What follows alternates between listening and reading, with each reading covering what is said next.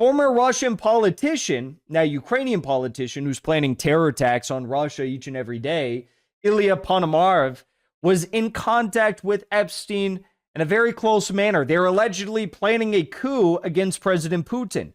Ilya now resides in Kiev after fleeing Russia in 2015 over embezzlement and gay propaganda charges. He also represents the terrorist organization Freedom of Russia Legion, which carried out the genocide in Kursk and multiple targeted killings across Russia. Epstein met with the Rothschilds in 2014 during the coup, the Maidan coup, and discussed the opportunities that were becoming apparent. Epstein in Kiev in February 2019. Zelensky won election in March. Zelensky had lunch with Epstein right after his win. So take a look at this.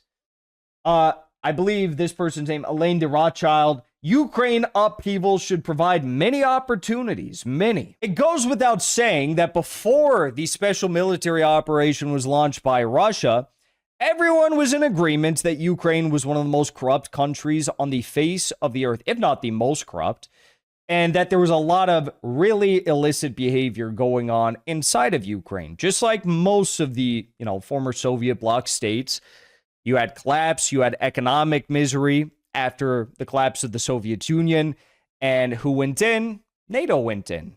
And all these countries passed laws when NATO came in saying NATO cannot be prosecuted for any crimes when they have their troops here.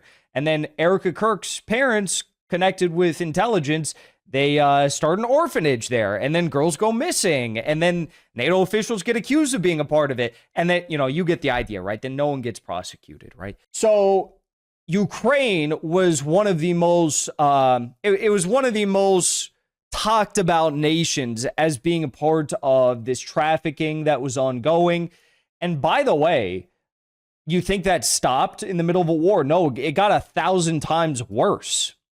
Whether it's sex trafficking, child trafficking, whether that's organ trafficking, organ harvesting, that stuff all got 1,000 times worse when war broke out. Okay. So let me just show you exactly what was going on before the war and how Epstein was involved in a lot of it. Okay. So for starters, we can look to this. The head of the massive Ukrainian modeling agency, by the way, Line 12, I believe still operational, if you can believe it, that the head of the agency, Line 12, Masha Manyuk, provided women for Jeffrey Epstein.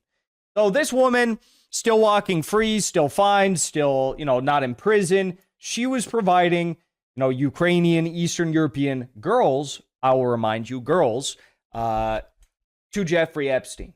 That was going on in Ukraine. Epstein was also grooming girls in Donbass and in Ukraine for intelligence operations. These messages are from May 2019, weeks after Zelensky's election. The girl is from Artyomovsk in the Donetsk region. He starts with The Little Prince, a children's novella about love, loneliness, and taming. The book's central message: you become responsible forever for what you have tamed. He sends her an image of the quote, then he explains that tamed really means accepting wildness and writing it. The 66-year-old convicted trafficker explaining to a young woman that from a war zone how he plans to tame her using a children's book. He even offers to pay for her education if she leaves her relationship and instructs her to study Zelensky, corruption, and the Ukrainian parliament. He tells her the corruption is sophisticated and that massive amounts of money will be made. He wants to see her become a female oligarch. Convicted sex trafficker, desperate girl from a war zone, children's literature about taming, promises of wealth, instructions on political corruption. He wasn't just exploiting these women, he was cultivating assets the entire time. Now, in 2012, earlier on, we can go back in time to when Epstein was planning efforts for a coup against President Putin. Former Russian politician, now Ukrainian politician, who's planning terror attacks on Russia each and every day, Ilya Ponomarev, was in contact with Epstein in a very close manner. They're allegedly planning a coup against President Putin. Ilya now resides in Kiev after fleeing Russia in 2015 over embezzlement and gay propaganda charges. He also represents the terrorist organization Freedom of Russia Legion, which carried out the genocide in Kursk and multiple targeted killings across Russia. So here in the emails, you will see Epstein saying Epstein in discussion with Boris Nikolic, who's promoting Ilya Pomeranov or replacement of Putin, saying, "We should soon go to Russia and you should meet my friend Ilya Ponomarev. He is a member of Duma, and he and Alyona, his very smart and cute girlfriend, are the main organizers of the uprising against Putin. He represents Novosibirsk region but lives in Moscow. I'm afraid what will happen to him. The stakes are huge. He might replace Putin and become president by himself. He will sooner or later if he does not get killed before. It is super dangerous. Any idea on how to help him? Not with Davos, but with other stuff in general. He is super smart and one of the most connected people in Russia. Please do not forward this email." Okay? Now, Epstein had further contact with the Ukrainian authorities. In fact, there is a photo circling the internet right now, which appears to show Epstein with Poroshenko and the former president of Ukraine before Zelensky, and who was installed in the 2014 coup. And actually, there is a code name for a European leader that keeps reappearing in these files. No one knows who it is. And it appears as though it was Poroshenko the whole time. If it's confirmed, which, we'll do some digging, we will report on that tomorrow. Epstein met with the Rothschilds in 2014 during the coup, the Maidan coup, and discussed the opportunities that were becoming apparent. Epstein in Kiev in February 2019. Zelensky won election in March. Zelensky had lunch with Epstein right after his win. So take a look at this. I believe this person's name, Elaine de Rothschild. Ukraine upheaval should provide many opportunities. Many. So that's from one of the key beneficiaries of the Rothschild empire, banking empire, who had a very close relationship with Epstein. In fact, so close that Epstein, in several emails, one of which was to Steve Bannon, said, "As you know, I represent the Rothschilds." He was getting paid signing bonuses, effectively, of $25 million to represent the Rothschilds. Okay? Ukraine upheaval should provide many opportunities. That's Epstein. Hi, Jeff. Very long day sitting on the bank board. This is from Rothschild as well. And I'm putting them under pressure to be more innovative about asset management funds while restructuring. I'm at a dinner right now with a client, fed up. I miss our talks and hope you're well. We'll be home tomorrow night. Will you be free? And let's discuss Ukraine. Yep. Ukraine upheaval from Epstein should provide many opportunities. So that email is from Epstein. He said, many opportunities in the Ukraine Maidan coup. That was sent at that time. In addition to that, we have this right here from Jeffrey Epstein. Alert, stay at Hyatt Regency Kiev. So he was in Kiev in 2019, right when Zelensky gets elected. Here are some communications with Jeffrey Epstein, and I know the name is blacked out here, but we actually do have the name. The name is the one, the only Larry Summers, if you can believe it. Larry Summers, who was involved in various presidential administrations, Bill Clinton, Barack Obama. He was Deputy Secretary of the Treasury. He was Secretary of the Treasury. He was the president of the World Bank, or was that his official title at the World Bank? I think he was president or director at the World Bank.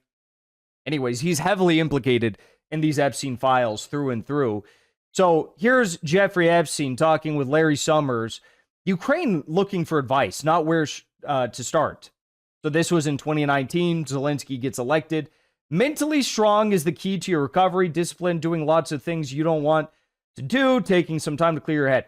So Larry Summers said, we can discuss Ukraine. I know a little, having been a number of times to Pinchuk conference and having helped push their debt relief during Yaresko time as foreign minister.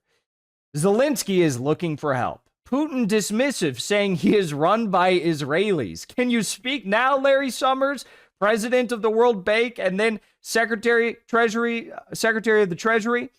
He said, jammed with caretakers. Can we do late in the morning?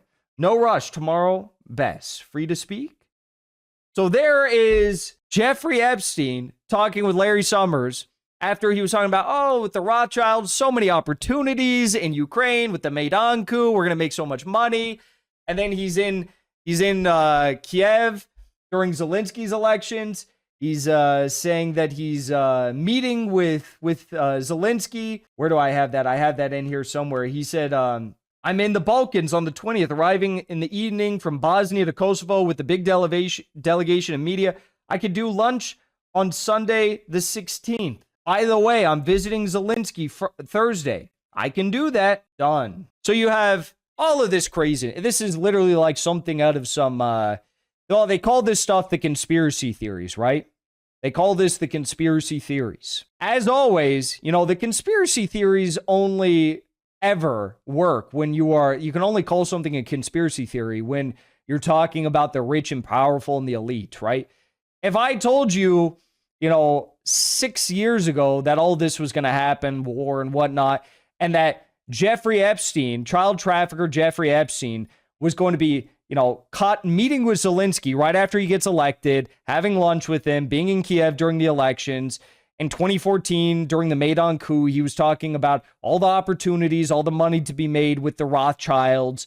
And he would also be talking with Secretary of the Treasury, former World Bank Director Larry Summers, about how they can help Zelensky after he got elected and, prepare for the eventual war against Russia. And Putin is not really helpful because he says Zelensky's controlled by the Israelis. And then you also have Epstein organizing these coups against Putin. It's like, it's all so crazy. And it just goes to show you that, yes, the ruling class is not only demonic, not only, obscene and disgusting, but they have real financial interests that motivate them and power dynamics which motivate them. And that's why you do have to look at everything through the lens of class. Otherwise, there's no other way to look at the world. It's easy enough to understand that teachers will unionize to improve their pay. That's not called a conspiracy theory if you point that out. If you look at truck drivers and you say truck drivers are going to go on strike tomorrow because they want better pay, they want better salaries. The farmers, they want more subsidies, so they're going to go on strike. All of those things are clear matters of class consciousness and class-based organizing. And it's not criminal. It's not called a conspiracy theory to point that out. But when you point out that the rich and powerful and the elite are the ones who are also organizing because they have interests too, and they can collectively organize to suppress all of us, then that is called a conspiracy theory. If you talk about all the most powerful people, if you talk about Epstein, Rothschild, Larry Summers, Zelensky, Poroshenko, you name it, all trying to push Ukraine up, make money off of the Maidan protests and coup Putin, that is a conspiracy theory. Put on your tinfoil hat. Actually, no, those are just facts. And if you look at the world through the lens of class, you could see that without having to see the actual emails and texts put before your phone screen. You don't need that.